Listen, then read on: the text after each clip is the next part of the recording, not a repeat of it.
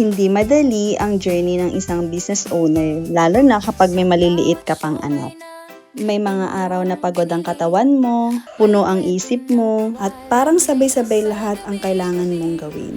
May anak na inaalagaan, orders na hinahanda, staff na iti-train, customers na aasikasuhin, bills na kailangang bayaran, at pangarap na kailangang ipaglaban. Pero kahit mahirap, hindi ka sumusuko. Kasi alam mo kung bakit ka nagsimula. Hindi lang ito negosyo.